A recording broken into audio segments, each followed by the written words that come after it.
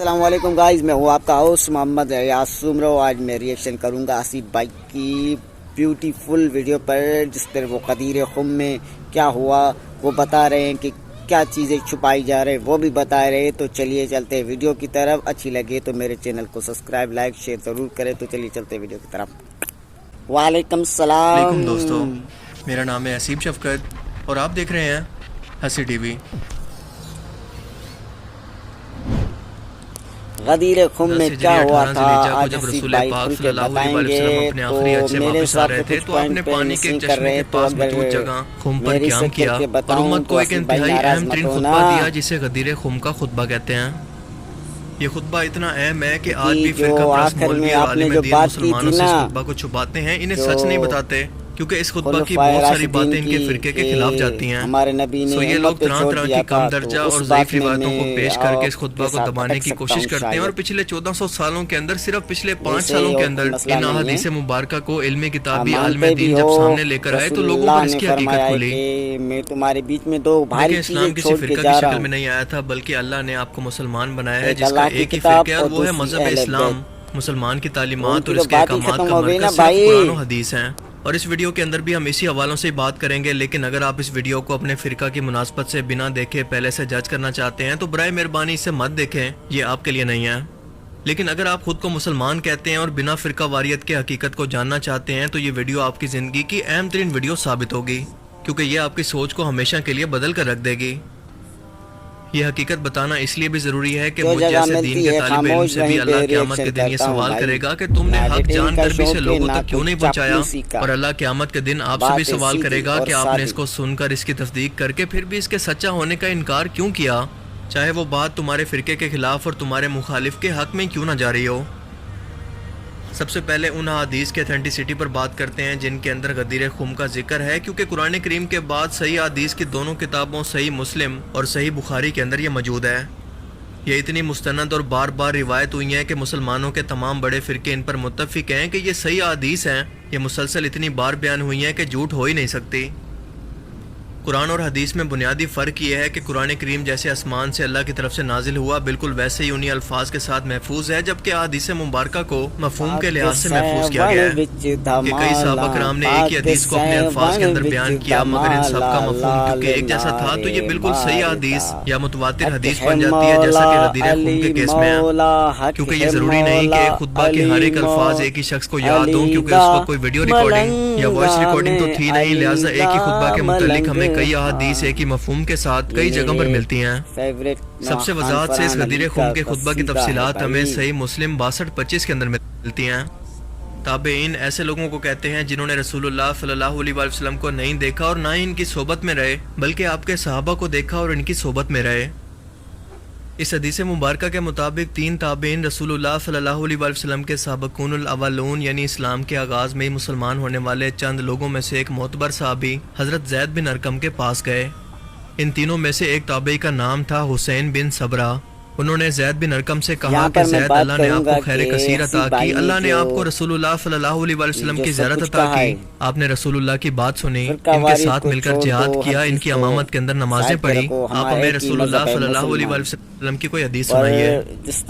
حضرت زید بن ارقم رضی اللہ تعالیٰ عنہ اس وقت کافی بوڑھے ہو چکے تھے، کہنے لگے کہ بھتیجے میری عمر بہت زیادہ ہو گئی ہے، زمانہ بیت گیا، میری یادداشت بھی کافی کمزور ہو چکی ہے، رسول اللہ صلی اللہ علیہ وسلم کی کافی حدیث جو مجھے یاد تھی ان میں سے میں کافی بھول چکا ہوں، پر ہاں ایک حدیث مجھے بالکل آج بھی صحیح سے یاد ہے جو میں تمہیں بیان کر دیتا ہوں پہچاننے کہ رسول اللہ صلی اللہ علیہ وسلم آخری حج کے خطبہ سے واپسی پر مکہ اور مدینہ کے درمیان واقع خم کے پانی کے مقام پر خطبہ دیتے ہیں، اور آپ صلی اللہ علیہ وسلم نے پہلے اللہ کی حمد و ثنا بیان کی، اس کے بعد ہمیں واعظ و نصیحت کی، اور اس کے بعد فرمایا کہ اے لوگو میں بھی انسان ہوں، قریب ہے کہ میرے رب کا بھیجا ہوا موت کا فرشتہ موت کا پیغام لے کر آئے اور میں اسے قبول کر لوں، لیکن میں اپنے بعد تمہیں 2 بڑی بھاری چیزیں چھوڑے جا رہا ہوں۔ پہلی تو ہے اللہ کی کتاب، اس میں ہدایت اور نور ہے، تو اللہ کی کتاب کو مضبوطی سے تھامے رہو اور اس کو مضبوطی سے پکڑے رہو، یعنی آپ صلی اللہ علیہ وسلم کا فرمان تھا کہ یہ کتاب تمہیں گمراہی یعنی فرقہ واریت کی لعنت سے بچائے گی، اسی لیے ہر معاملے کے اندر صرف اسی سے ہدایت حاصل کرنا۔ پھر فرمایا کہ دوسری چیز ہے میرے اہل بیت،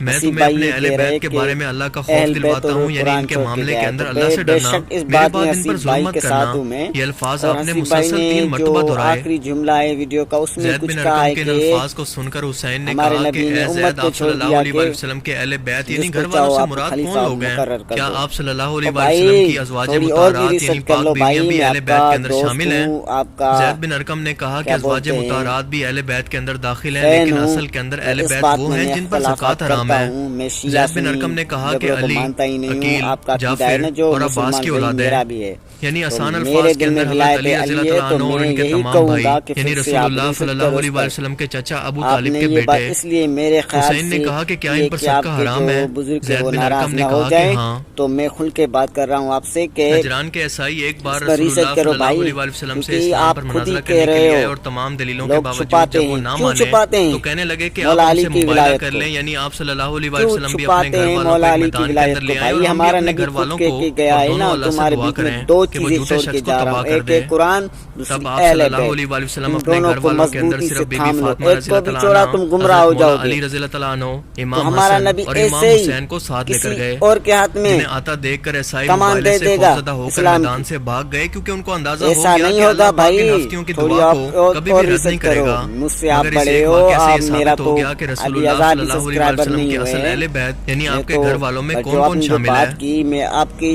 چینل کے اب تھرو اس حدیث ریئیکشن کو تو کرتا یقیناً ہوں، آپ نے بچپن اس سے لیے لے برا کر مت آج تک ماننا سنا بھائی، ہوگا، مگر میں آج آپ کا تک آپ نے بھائی یہی ہوں، سنا ہوگا کہ مسلمان ہوں، اللہ کے رسول تو نے اس اپنے پر آخری آپ خطبہ تھوڑا کے اندر غور یہ کریں، فرمایا ریسرچ تھا کہ کریں، میں تمہارے اندر آگے اللہ کی چلتے ہیں، ویڈیو کتاب دیکھتے اور ہیں اپنی بھائی۔ سنت چھوڑے جا رہا ہوں، اس کو مضبوطی سے پکڑے رکھنا۔ مگر آپ نے کسی بھی ممبر کے بڑے خطبے پر غدیر خم کا مکمل خطبہ نہیں سنا ہوگا کہ آپ نے قرآن و حدیث کے ساتھ ساتھ 3 مرتبہ اپنے گھر والوں کا ذکر کر کے فرمایا کہ ان کے معاملے میں اللہ سے ڈرنا، ان پر ظلم مت کرنا۔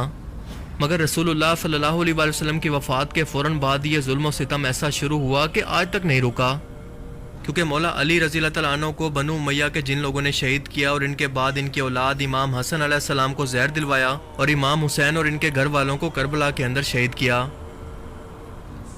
امام حسین علیہ السلام کے بیٹے زین العابدین جو کہ کربلا کے اندر بیماری کی وجہ سے شریک نہیں ہو سکے تھے، ان کی نسل سے رسول اللہ صلی اللہ علیہ وآلہ وسلم کے اہل بیت کی نسل آگے بڑھی، جنہیں ایک ایک کر کے پھر سے بنو امیہ اور پھر بنو عباس کی نسل نے زہر دے کر اور کبھی قتل کروا کر اور کبھی اذیتوں میں ڈال کر ان کو شہید کروایا، یہاں تک کہ آپ کی نسل سے آخری امام مہدی علیہ السلام کا ظہور ہونا بھی باقی ہے، اور پھر سے وہی اہل بیت کے دشمن ان کے خلاف بھی ایسے ہی اکٹھا ہوں گے جو کہ مولا علی علیہ السلام کے دور کے اندر ان کے خلاف جنگ کرنے والے تھے، یعنی اہل شام اور بنو امیہ۔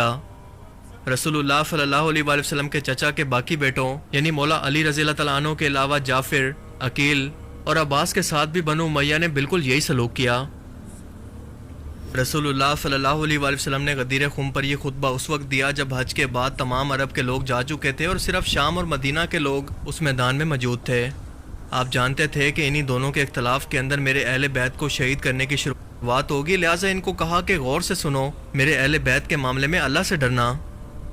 اب اس ایک خطبہ کے اندر قیامت چھپی ہوئی ہے، کیونکہ جب بھی کوئی فرقہ باز مولوی یا حدیث مکمل بیان کرے گا کہ رسول اللہ صلی اللہ علیہ وآلہ وسلم نے فرمایا تھا کہ میرے اہل بیت کے معاملے میں اللہ کا خوف رکھنا، تو ان اہل بیت کو کن لوگوں نے شہید کیا تھا یہ پوری تاریخ اسے کھول کر بیان کرنی پڑے گی، اور جب وہ اس تاریخ کو بیان کرے گا تو لوگوں کو پتہ چلے گا کہ یہ لوگ آج بھی انہی لوگوں کا دفاع کرتے ہوئے ان کو رضی اللہ تعالیٰ عنہ بھی کہتے ہیں اور ان کو صحابی بھی مانتے ہیں۔ آج کے ٹائم کے اندر جانے انجانے کے اندر یہ لوگ بھی اس جرم کے اندر اور اس سچ کو چھپانے میں آج برابر کے شریک ہیں، کیونکہ آج ان اہل بیت کے دشمنوں کا نام و نشان تو باقی نہیں، مگر ان کے کارناموں پر یہ فرقہ باز مولوی آج بھی پردہ ڈال رہے ہیں۔ لیکن سچ کی تو خاصیت ہی یہی ہے کہ وہ ہمیشہ چھپ ہی نہیں سکتا۔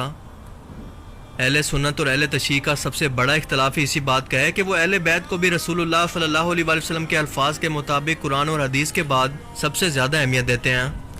ان لوگوں کو جنہوں نے اہل بیت پر ظلم کیا ان کے بارے میں طرح طرح کی تعویلیں دے کر انہیں صحابی ثابت کرنے کی کوشش کرتے ہیں، جیسے کہ یزید کے دور کے اندر بھی اس کے علماء کرام نے آپس کے اندر خانہ کعبہ پر حملہ کرنے اور امام حسین علیہ السلام اور ان کے خاندان یعنی اہل بیت کو شہید کرنے کی ہزاروں تعویلیں لوگوں تک پہنچائی، اور یہی آج کے فرقہ باز مولوی بھی کر رہے ہیں۔ لیکن میں تاریخ کا طالب علم ہو کر حوالوں کے ساتھ آپ کے ساتھ یہ بات کر رہا ہوں، نہ کہ کسی فرقے کا نمائندہ ہو کر، لہٰذا اپنے دماغ کو کھول کر ان چیزوں کو لاجیکلی اور عقلی طور پر سمجھیں اور سوچیں۔ انسان ہونے کا ثبوت دیں جو کہ سوچ اور سمجھ رکھتا ہے، نہ کہ جانور ہونے کا جو کہ فرقے کے پیچھے بس آنکھیں بند کر کے چل پڑے۔ ہمارے نبی صرف خود اسی اور غدیر خم کے مکمل مولا خطبہ علی کی علیہ حدیث کے اندر السلام، بیان ہوتا ہے کہ رسول سیدہ پاک صلی اللہ فاطمہ علیہ وسلم الزہرا، نے تمام لوگوں امام کو جمع حسن کر اور کے ان سے حسین سوال کیا کہ کیا تمہارا رب پانچوں اللہ کو نہیں؟ لے کے گئے کیا کہ میں تم دنیا لوگوں کو کی جان سے بتانے بڑھ ان کر تم کے پر حق نہیں سوا رکھتا؟ کوئی یہاں سب پر نے ہاں ایسا میں کوئی جواب دیا کہ سچا بے ہے شک ہی ایسا نہیں۔ ہی ہے۔ تو بھائی تب اگلی آپ صلی بار اللہ علیہ وسلم نے مولا علی علیہ اور بھی السلام کو زیادہ اپنے کرو پاس تاکہ بلایا، ان آپ کا کے ہاتھ تھرو اپنے ہمیں ہاتھ بھی کے اندر پیغام لیا اور ملے۔ ہوا میں تو بلند اس کر کے لیے چلتے فرمایا ہیں ویڈیو کہ کی جان طرف، لو کہ جس دیکھیے کا اور میں آگے مولا ویڈیو۔ اس کا علی مولا، یعنی جس کا میں امام ہوں اس کا امام اور جگری دوست علی بھی ہوگا۔ یہاں پر لفظ مولا سے مراد کوئی مددگار نہیں اور نہ ہی آپ صلی اللہ علیہ وآلہ وسلم کا جانشین ہے، کیونکہ آپ اللہ کے رسول تھے، نہ کہ کسی ملک کے بادشاہ جو اپنے بعد اپنا جانشین مقرر کر کے جاتے، بلکہ اس کی بجائے آپ نے یہ فیصلہ امت پر چھوڑ دیا کہ اتفاق رائے سے جس کو مرضی اپنا خلیفہ چنے، اور اسی اجماع امت نے چاروں خلیفہ حضرت ابو بکر صدیق، حضرت عمر، حضرت عثمان، مولا علی اور امام حسن کو متفق ہو کر خلیفہ چنا۔ جنگ صفین کے موقع پر جب اہل شام سے جنگ ہونا تھی تو مولا علی علیہ السلام نے تمام صحابہ کو ایک بڑے میدان کے اندر جمع کر کے فرمایا کہ کیا تم لوگ گواہی نہیں دیتے کہ رسول اللہ صلی اللہ علیہ وآلہ وسلم نے فرمایا تھا کہ جس کا میں مولا اس کا علی مولا؟ یعنی آپ یہ کہنا چاہتے تھے کہ رسول اللہ نے جس کو تمہارا امام بنایا تھا کیا وہ کبھی کسی کو ناحق قتل یا اپنے ہی لوگوں پر کبھی غلطی سے بھی جنگ کو مسلط کر سکتا ہے؟ 30 صحابہ نے یہ گواہی دی کہ ہاں ہم لوگ بھی غدیر خم کے موقع پر موجود تھے اور ہم نے یہ الفاظ خود اپنے کانوں سے سنے، کیونکہ زیادہ تر صحابی جو کہ اس خطبے کے اندر موجود تھے اس وقت تک وفات پا چکے تھے۔ مجھے سمجھ میں نہیں آئی، کیونکہ کوئی نبی نہیں چاہے گا کہ میں اتنا کچھ میں نے کیا، اتنی محنت کی اسلام کو پھیلانے میں، اگر میں چلا گیا تو اس کے بعد اس کا کیا ہوگا؟ تو اس لیے اپنا جانشین مقرر کرنا لازم اور ضروری ہے۔ تو اس لیے اس بات پہ اور ریسرچ کریں آپ، تاکہ جو آپ کے فین ہیں نا وہ ان کو کوئی شک یا شبہ نہ ہو۔ اس لیے میں کہہ رہا ہوں کہ بھائی میں آپ کا فین ہوں، آپ کا فالوور ہوں، نام محمد حیات سمروئے، آپ نے بہت سبسکرائبروں میں میرا 3-4 جگہ نام ہوگا، کیونکہ میں نے آپ کو ہر جگہ سے فالو کیا ہوا ہے، اپنے یوٹیوب چینل سے، آپ کے فیس بک پیج سے بھی۔ تو امید ہے آپ کو برا نہیں لگا ہوگا، اگر آپ کو بھی اچھی لگے تو میرے چینل کو سبسکرائب لائک ضرور کریں، تاکہ نہیں آنے والی ویڈیو کا نوٹیفیکیشن آپ کو تو آگے پتہ ہے کیا ہوگا۔ اس لیے تب تک کے لیے اللہ حافظ۔